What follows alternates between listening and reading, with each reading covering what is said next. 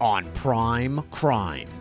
We can do this the nice way, or we can do it the hard way, and I can release my bipolar.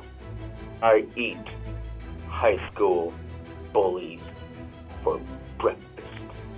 When a father goes missing, it's a case unlike any other. We didn't know what condition Aaron was in.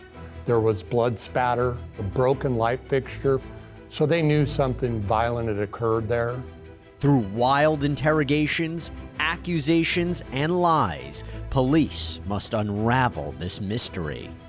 He's like, don't ever talk to me again, I'm gonna kill you. So when you went in, what did you see? Very scary face. When you say very scary face, whose face? Her father's.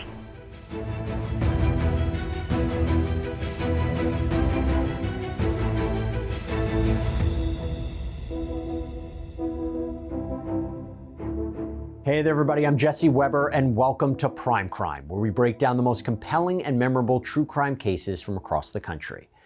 The vanishing of a devoted father sparks intrigue and concern, especially since his young teenage daughter sits at the center of the investigation.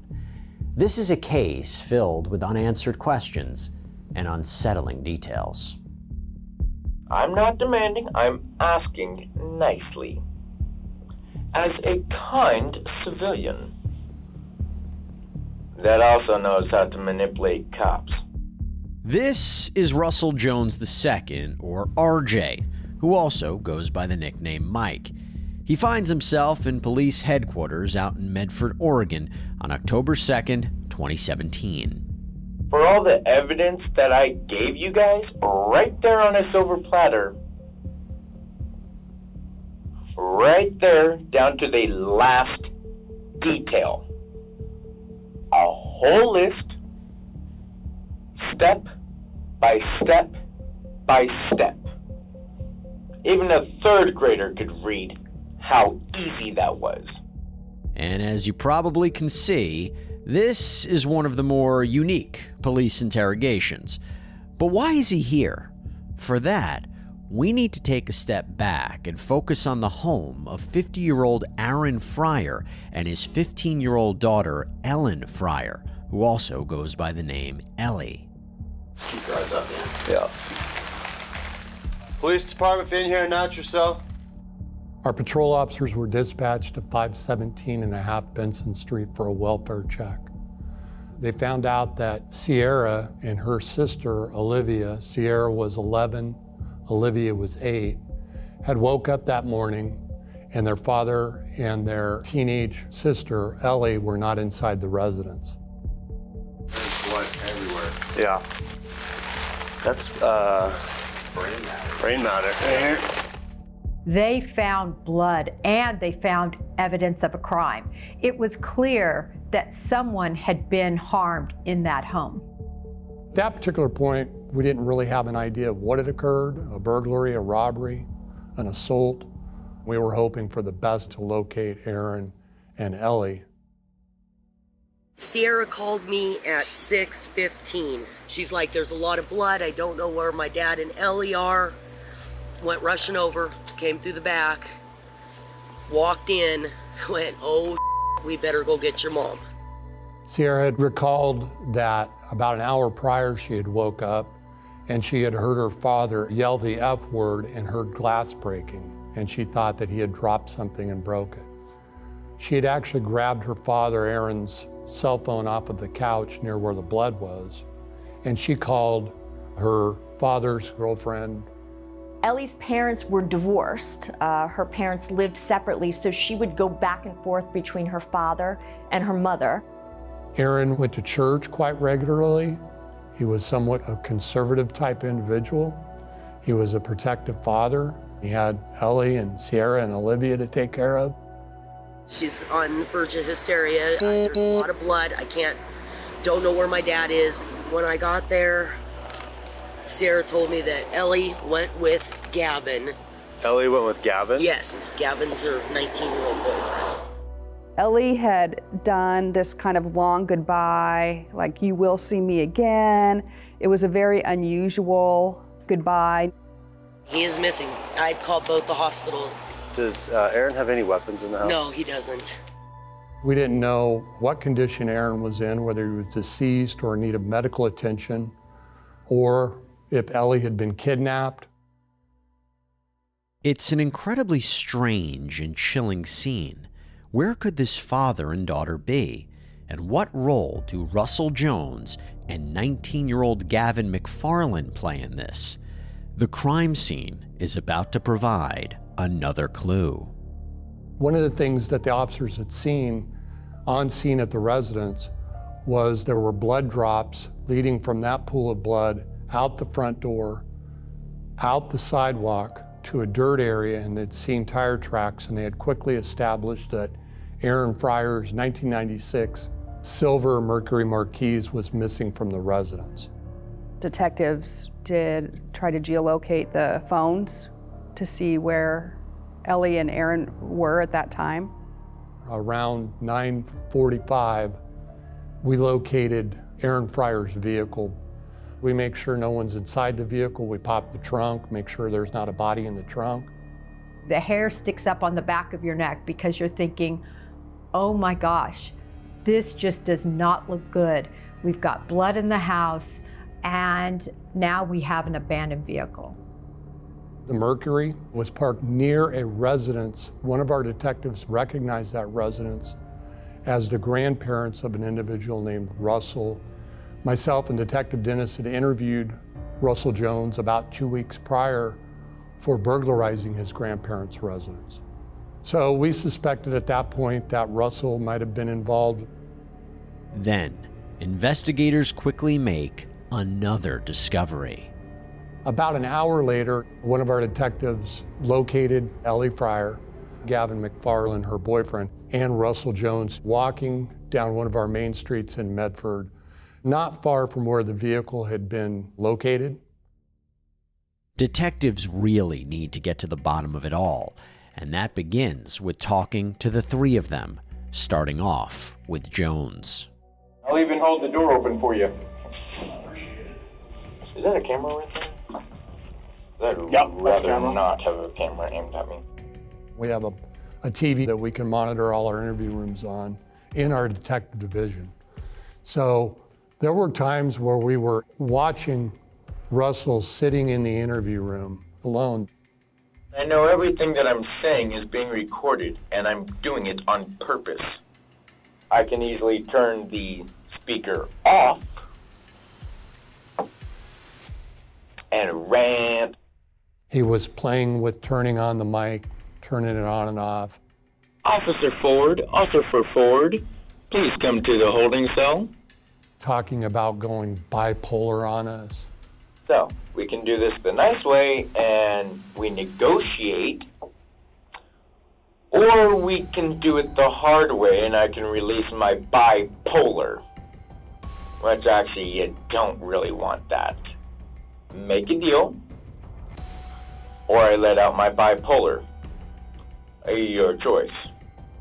Russell Jones was a little bit older. He was an outcast. He had been in foster care most of his life. He also had some mental health issues. And then you guys will come in thinking I'm a loony because you don't hear me. Here's the thing. I'm not the one with the donut fetish. With coffee to go with it. He is a very bizarre individual.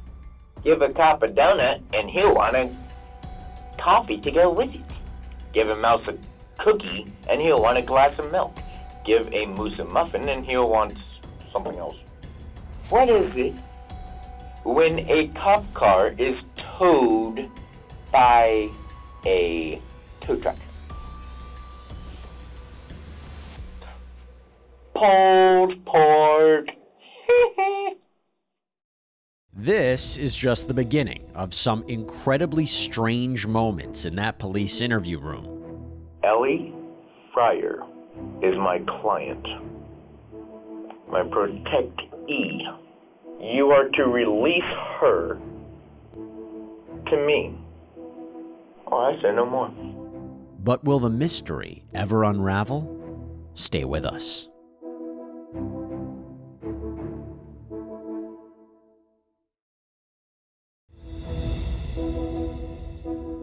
I'm very, good at convincing people.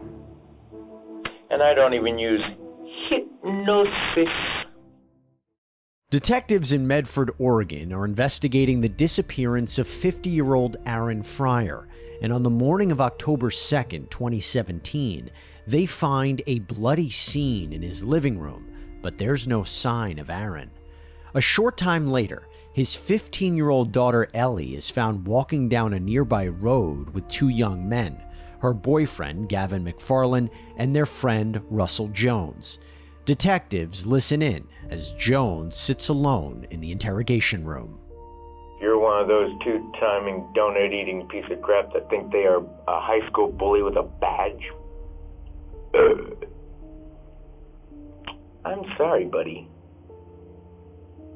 But I eat high school bullies for breakfast.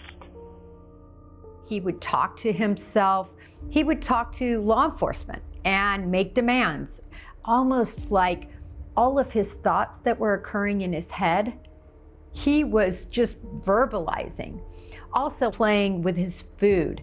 It was very inappropriate considering what he was in there for. Right there. That's soft. Two cops were nice. Very nice guy. He was actually pretty good too. Very understanding. Actually bought me food last time. And this time. Maybe I should talk to him more often. I know that. I wonder if I can be an undercover agent. It's unclear if he thinks people are there, if he's being delusional, or he's almost mocking those who he believes are listening and watching him. You're listening in on my conversations, aren't you? Camera off. I don't care if you're fed or not. I can still twist your little mind. He was bipolar, high-functioning autism. He was socially awkward. Scissors and pocket knives are nowhere on me, but my teeth are very sharp as well. You know, I don't think Russell Jones was trying to act crazy. I think that's just Russell Jones. While detectives are about to go in and talk with Jones, I just found the wire that goes into the wall. And I'd really hate to get hurt by a cop. Or is it the other way around? I forget. another investigator is hearing Ellie's side of the story. Hi. Hello. Are you Ellie? No. What's your name? I have the right to remain silent. Okay, you do have the right to remain silent. I at least need to know your name now. Rain. Rain? Okay, Rain, well, how old are you? 18. I would like to know why I'm in handcuffs and why I'm detained. I have the right to know. She, right off the bat, is telling me she's 18 years old and her name is Rain. I didn't get after her about that. I really wanted to be patient with her, and I thought, wow, we got a long way to go here. This morning, your little sisters told your mom about something that worried them that they saw in the large amount of blood. What did they see? That's what I'm going to ask you. To be honest, I don't have a clue. Mm-hmm. You said that there was a large amount of blood. Mm-hmm. Is everybody okay? She was acting not as smart as she is, and she was, I don't want to say necessarily putting on a show for me, but kind of, just trying to get a rise out of me, trying to make me lose my patience. So I feel a little bit, tiny bit like we might just be like playing cat and mouse and going back and forth. Aaron Friar was a very intelligent teenager, but allegations were made that her home life was not a great home life. Where's the last place you slept? At the house. At your mom's house? Mm-hmm. Well, we've talked to your mom, and so I know that you hadn't been staying there. Right, it's my father's weekend. I go back and forth, though, because my father is a little bit abusive. He has very violent outbursts. Ellie's relationship with her father, Aaron, was beyond strained. She felt like she was misunderstood, that he treated her very poorly. Ellie told Gavin and others that she was being sexually mistreated by her father. But we don't know if that information was really true. So what was going on yesterday to make you leave? Just didn't really like the environment, didn't like the vibe. Okay. So who was home when you left? My sisters and my dad. Okay. Where's my dad now? I don't know. Those people who say, oh, I have a daughter, she's 15 going on 35. Ellie acts like that about half of the time. But 5 minutes later, she's acting very young and I would say naive. So what have you been up to today? I haven't been home, and now I'm really concerned about what's been going on. Where were you? Out. Like out where? Just out and about. Couldn't sleep. And you were walking down the street, it sounds like, today? Mm-hmm. Who were you with? I'm not going to give their names. We did not, at that particular point, early on, know a lot about Gavin McFarland. We had identified Gavin as Ellie's boyfriend. Gavin was 19, Ellie was in high school. Tell me about the boyfriend you had that your dad thought was too old for you. My dad's just flat out, I don't like this guy. You need to break up with him. Mm-hmm. And of course, I want my father's wishes for the person I'm seeing. Tell me about that. My parents are very controlling. Yeah. My dad is very abusive. Mm-hmm. In what way? Verbally, emotionally. Gavin and Ellie were in this relationship. Ellie's dad, Aaron, knew about this relationship and had told them to knock it off. Well, Ellie did not want to end her relationship with Gavin. When's the last time you saw your dad? Yesterday. Where did all the blood come from in your house? I don't know. She would pick at herself. She would talk in this like high, sort of a baby voice. And then further in the interview, when we kind of got to the facts of things, I noticed that her voice changed. Where's your dad? I don't know. I'm just trying to figure out what happened. That's all. I'm trying to piece together everything right now. Mm-hmm. Well, so far you've told me you're 18 and your name is Rain. And I'm here to tell you, you're 15 and your name is Ellie. I'm so out of it right now. I haven't taken any drugs. On the inside, I really was losing my patience. I just knew if I was nice to her, if I let her get her lies out, then, my hope was that we were going to get to the truth. Tell me about Gavin being at the house this morning. What were you guys doing there? Walking around. How did Gavin get in the house this morning? He wasn't in the house. I wouldn't have invited somebody in my house without my father's permission. Well, you were there too, because you were packing up. Packing up? Yeah. We need to get past this. Aaron had found out about the relationship between them and knew that in Oregon, a 19-year-old cannot be with a 15-year-old and be involved sexually. How long have you known Gavin? Since last year, school. And did your dad approve of that relationship? I didn't really tell him about it, but he saw us holding hands and he freaked out. You have a pretty good memory of all of that stuff, but you can't tell me what happened 7 hours ago. You know what happened 7 hours ago. Do I? Yeah, you do. I honestly have no recollection. Where's your dad? I don't know. What if your dad can still be helped? Then let's find him. Maybe he was out looking for something. I know that somebody tried to break into our house the other day. Maybe he was looking for me. Detective Smith then reveals they know more about what's been going on between Ellie and Gavin. So we've kind of figured out what happened this morning. What happened? And what has been kind of happening for the last couple of weeks as far as you getting your clothes out of the house and stuff. Ellie had been taking her property, her clothing, miscellaneous items, and putting bags out her window over a period of time, slowly moving her belongings over to Gavin's residence. Ellie's two little sisters were key because they were in the house that morning. And when Ellie left, they saw her take the dog. I know that you're kind of playing like you don't know what happened. I know Gavin was at your house this morning. I know your dad saw him. I know that you moved the car around. I want you to know that we know what's going on.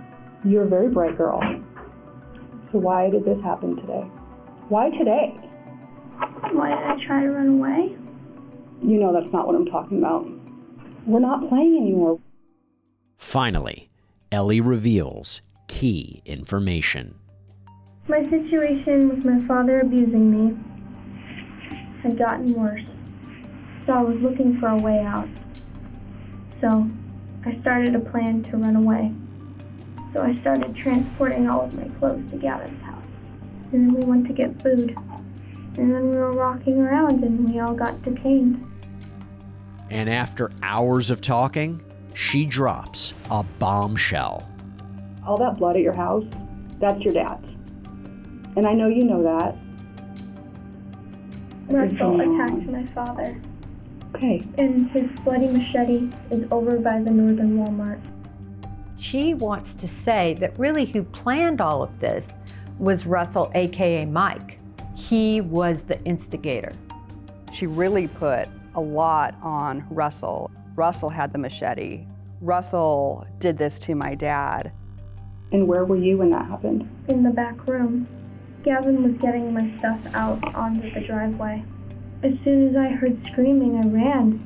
Okay. I don't know if Gavin was in on it. I don't know what their intentions were. All I was trying to do was get out of the house. I couldn't deal with the abuse anymore. Now, Ellie's pointed the finger at Russell. But what Russell has to say to investigators? Over the last several weeks, Ellie has been talking about this. Wanting to take out her father? Mm-hmm. Yes. Changes everything.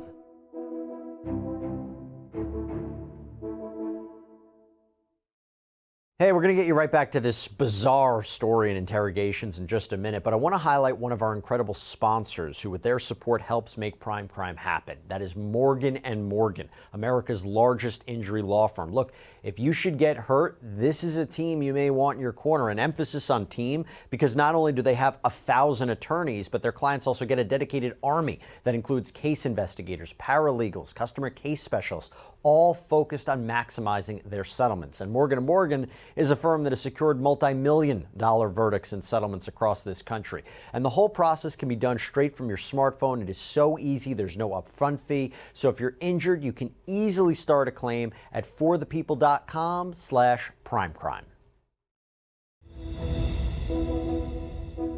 Gavin was only protecting Ellie because the sexual assault her father did the morning of the incident. Police are questioning Russell Jones II over the disappearance of Aaron Friar following the discovery of a bloody scene at his home. Police located Jones walking with Aaron's daughter, 15-year-old Ellen Friar, and her boyfriend Gavin McFarland a short time after the chilling discovery, and they suspect the three friends have something to do with Aaron going missing. Ellie's pointing at Jones, and while he's left alone in the interrogation room, he makes several peculiar statements. So, we can either tell pig jokes all day, or we can have a little chat. And while he may seem unhinged, as you start to listen carefully, he appears to be talking about what may have happened to Aaron.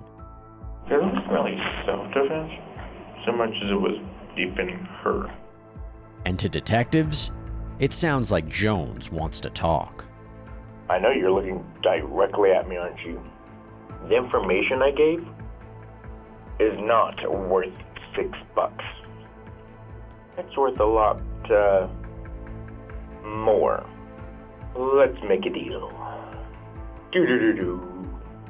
Mr. Ford, you want the whole story? Because I did miss a few parts. You want the whole story? Ellie and Gavin are to be put in this room. And I'll give you a total of, let's set our clock, shall we?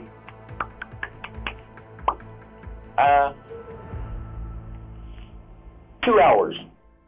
Investigators go in and get a big break in the case. Initially, he told us that around midnight, he had went over to Ellie's residence with Gavin. He told us that around 4 a.m., Ellie's dad caught Gavin inside of Ellie's bedroom and pointed a firearm at him. Gavin was able to knock the rifle out of Aaron's hands. His initial statement was that he did not know where Ellie's father was or what had occurred after seeing the gun get knocked out of Aaron's hands. At that point, I explained to him, look, Russell, I don't want some child to be walking around and find Aaron. Immediately, we went from being outside smoking to getting in a vehicle with Russell in the front seat. In this green car? We pulled up into that little ditch right there, that little divot, and the back of the trunk. Not far from where law enforcement recovered the vehicle, they found the body of Aaron Friar. It was clear he had been beaten to death. His face and body were badly bruised, and his head appeared to be almost indented. He had sustained at least 5 blunt force trauma injuries. He had a shattered skull, multiple blows to the skull and face. He had a defensive injury on his right arm. He had a broken right elbow. He had a broken rib, and there was bruising to his abdomen. You showed me the baseball bat in the tree. Yeah. And did Ellie throw that? Yes. Okay. And She has a pretty good throw. well, she does. I was going to say that's a long way. Not only did they find the body of Aaron Friar, they also found a bat that appeared to be hanging in a tree. They located clothing that appeared to have been discarded. You originally told us that his body was still twitching when you got there? Yeah, because all the gases and stuff. He was dead. This, what we're learning, Yeah. is something that Ellie has been wanting to happen for a while. And that the three of you guys have been having those conversations. I was not in the planning of killing him. That was not my idea. We've been talking about like moving her out several weeks. So we got all the stuff backpack by backpack, and then the big finale was to make it look like he kidnapped her, put him in a car in the passenger seat, like tied to the seat. And then Gavin would drive over state line to California. Killing was not my idea at all. He talks a lot about his plan to get chloroform and to knock out Aaron and then to basically kidnap him and bring him to California and tie him up to a tree. We were supposed to try and find chloroform and knock him out, and then probably put him in the trunk. But we couldn't find any chloroform because it's not online anymore. He was going to chastise him verbally. You should not act like this toward your daughter. You should not do this. And then they were going to abandon him in the woods. I was at the house all day. At whose house? Gavin's house. He comes in, shows me the text. He says, "Get your stuff ready. We're going." Mm-hmm. And I was not happy with the text that she had sent. And that's the one that talked about the abuse? Yeah. Okay. Something along the line of he came in to her room, laid next to her, and started off. Were you upset about that? Being a protector of females, yes. Okay. And if anyone tried to do that to my daughter, I'd probably grab a shotgun too, because no one harms my family like that. From Russell's perspective, he viewed himself as a protector, and he felt that he needed to step in to, in a sense, save her. So we headed over, we waited across the street. We were waiting there till she texted saying that he's asleep. She texted him, and Gavin went through her window. He goes into the living room, beats the crap out of the guy. I walk through the front door, and I see dead body. So what you told us earlier was that Gavin and Ellie were in the room, Yeah, and that they were. her dad came in with a gun and threatened him. Did that happen? No. No. I just wanted to make it look like he was a good guy. And he is a good guy, trust me. There is just such a case for a diminished mental capacity in terms of the decisions that were made and in terms of his real understanding of reality. How did you know to come in afterwards? Because she told me that she's going to pull the car around, and then, well, he's taking care of business, and then I hear the loud thuds, and she told me, okay, time to go in the front door. Did you ever actively agree with Ellie and Gavin to cause any harm to? Actively agree. Knowingly? Knowingly agree. To harm, yes. To kill, no. It's always interesting to watch the blame game go on, particularly when you're watching all three defendants providing various versions of how it was that Aaron Friar was murdered. The question becomes, how does law enforcement determine who's telling the truth? But there's still one more side to this story. Gavin McFarland's. Sorry, Simon. I'm just like, I've never been put under arrest or anything before. Coming up next, can investigators ever get to the truth?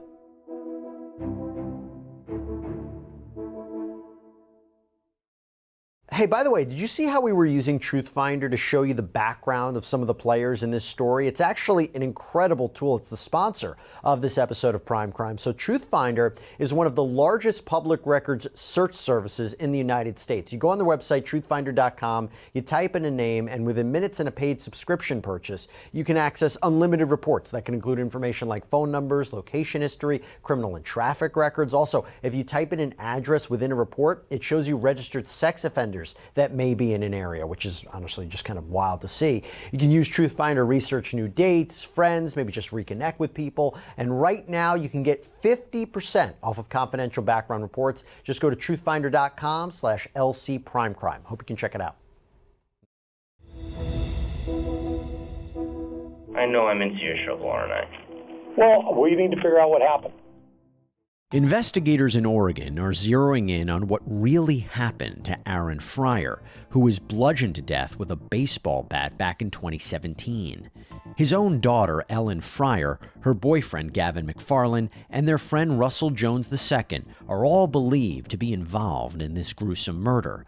But investigators aren't quite sure who to believe. Their final interview proves to be very telling as they inch closer to the truth. Am I in trouble? A little bit. Okay. We'll explain that all. Detectives meet with Gavin, Ellie Friar's boyfriend, to see if they can figure out what's happened here. Mike took us out to East Antelope, and we have people out there right now recovering Ellie's dad. He's deceased. It's my understanding that you guys went over there to get Ellie out of a bad situation. Basically, some things transpired over there, and Ellie's dad was basically wrapped up in a blanket and a tarp and taken out and dumped. This isn't a matter of when it happened, where it happened, who was involved. It's more a matter of why this happened, what actions Dad did compared to what actions you guys did. Aaron threatened my life and held me at gunpoint before. I actually called you guys for that. They came banging, screaming on my door, threatening he was going to kill me, to open the door so I could blow my head off. Ellie and Gavin certainly had what would seem to be a very sexually involved type of relationship, really an adult relationship when you think of somebody only being 15. But what you also have here is a crime. It's statutory rape. But in their minds, I believe they really fashion themselves as some sort of Romeo and Juliet type of relationship, and her father was getting in the middle of that. That was the straw that broke the camel's back. About how long ago? 4 to 5 months ago is when you first learned about Ellie and her dad? I started learning about the abuse and I witnessed some of it. Regards to molestation. The sexual thing, that was just recently, and that's what set me off, so. You get this text yesterday, last night, about what time again? Like 9-ish. His text was like, my dad's been really creepy-feely and he's been really touchy today. So what was the plan going over to Ellie's last night? Pick her up some stuff and get her out of there. It's hard to believe anything that Aaron Friar says. She had claimed that her father had been abusing her. There is absolutely no evidence of any type of abuse. Finally, Gavin McFarland tells investigators what really happened. I go in the window, RJ waits outside. He waits outside, yeah. And then do the bags start getting passed out the window? Yeah. Did Dad hear you guys in there? He got up. I didn't want this guy to come in and start beating the crap out of me. And I was like standing behind the door, and he's like, what are you doing? And I was like, I was getting up and going pee. And he's like, all right, well, stop scaring me with all the people trying to break in lately. Gavin knew the gig was up and basically provided a statement about his involvement. We knew from talking to Gavin that Ellie had handed him the bat while they had waited for Ellie's dad to fall asleep. So then Ellie got out, and they waited in the car.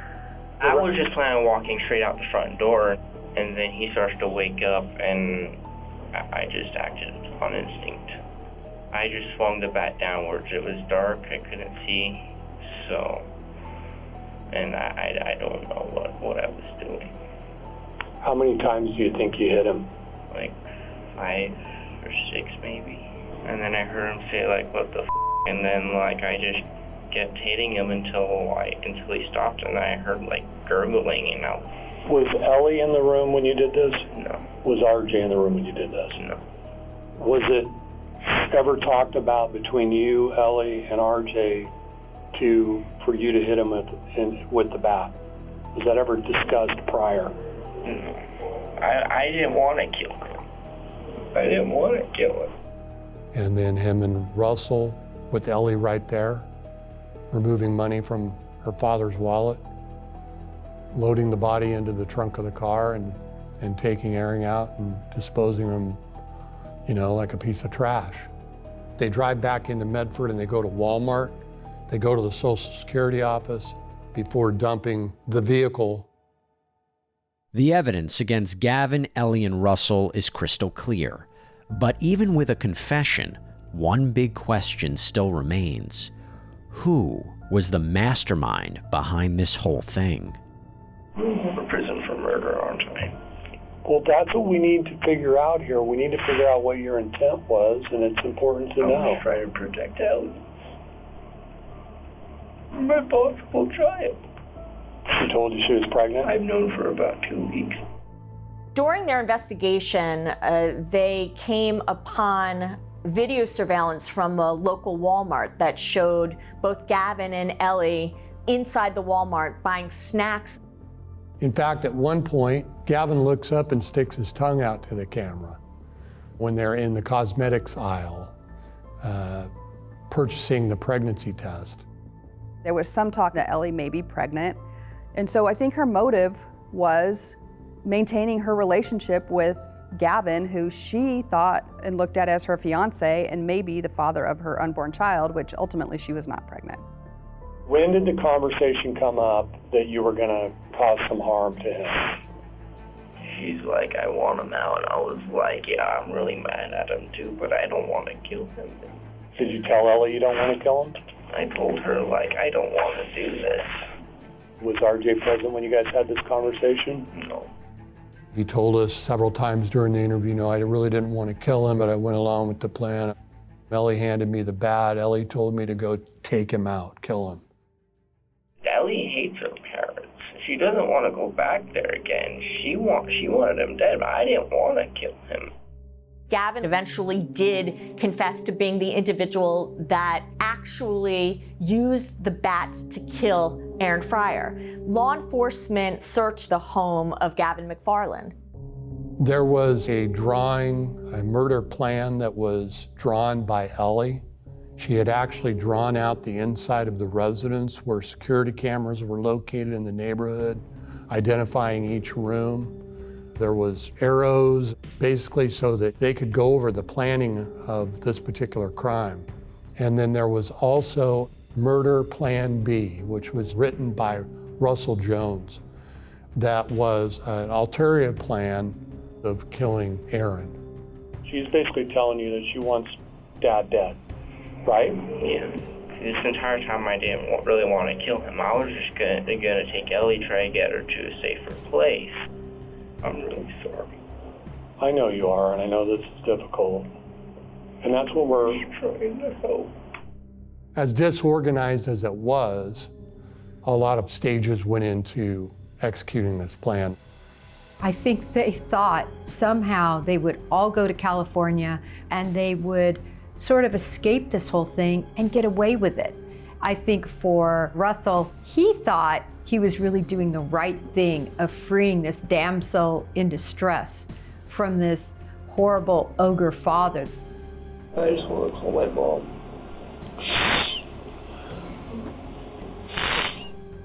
Out of all three, Gavin is really the only one that acts normal. He has that reality jolt and he cries out for his mother. I think he truly did it all for Ellie. She manipulated both of these two into feeling like they had to come to her rescue and that this was the answer. Gavin McFarland, Ellie Friar, and Russell Jones are all charged for their involvement in Aaron Friar's murder. There was a lot of things that really haven't come out about this case that a lot of people don't understand about Ellie. They want to feel sorry for her. She was really the mastermind in this case. It was her idea and her plan, and she brought Gavin into it. What happened to all three? First, Russell Jones II is initially deemed not competent to stand trial. He had some mental health issues. He was autistic. He was also suffering with bipolar disorder. Despite the fact that he had these mental health issues, he understood right and wrong at the time of the death of Aaron Friar. So years later, he pleads no contest to conspiracy to commit murder and is sentenced to 15 years in prison. Russell stood right outside of the residence. He could hear what was going on inside. He heard the thud. His job was basically to come in and use the machete on Aaron as a backup. As for Ellie Friar, she pleads no contest to conspiracy to commit murder and is sentenced to 25 years in prison. Gavin McFarland, he pleads guilty and is sentenced to 25 years to life for murder and conspiracy. It's after the fact when you look back at it and go, oh my gosh, like that 15-year-old killed her dad. Those young boys or young men killed this man, and over love? I think of Ellie's little sisters who don't have a dad now because Ellie wanted to be with this guy. It's really tragic. I feel sorry for the ex-wife and the daughters of Aaron. You got to keep in mind that Sierra and Olivia had an older sister. It's my understanding that Ellie's doing online college from prison. In the long run, you got to believe that rehabilitation can occur, that these young adults and this girl can understand what occurred and learn from it and come out on the better side of life. With this tangled web of lies now unraveled and this meticulous but messy plan of Ellie Friar, Gavin McFarland, and Russell Jones revealed, investigators were led to the truth behind Aaron Friar's brutal murder. Now, as those accountable sit behind bars, the family moves forward, knowing justice has prevailed. That's all we have for you here on this episode of Prime Crime. Everybody, thank you so much for joining us. I'm Jesse Weber, and as always, stay safe.